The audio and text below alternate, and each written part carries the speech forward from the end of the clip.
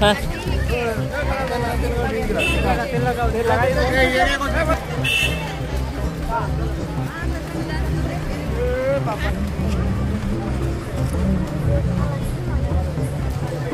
আমরা গত 2021 থেকে আমরা এটা চালু করেছি।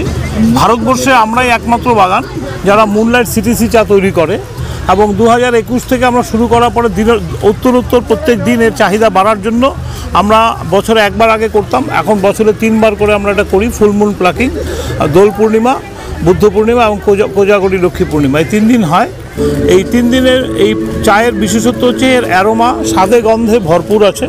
কারণ হচ্ছে কি, এখানে যেহেতু বিকেলের পরে সন্ধ্যার থেকে এই প্লাকিংটা শুরু হয়, চায়ের যে নিজস্ব সুগন্ধি এটা গাছের মধ্যে পুরোপুরি থাকে। এই সময় আমরা ওকে অ্যারেস্ট করে আমরা এই চাটা সকালবেলা ম্যানুফ্যাকচারিং করা হবে।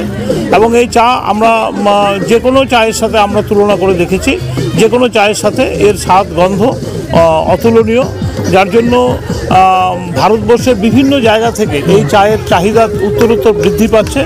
এবং বৃদ্ধি পাওয়ার জন্য আমরা নিজস্ব ওয়েবসাইটের মধ্য দিয়ে এবং বিভিন্ন অনলাইন বিপণীর মধ্য দিয়ে এই চা আমরা ছাড়তে বাধ্য হয়েছি।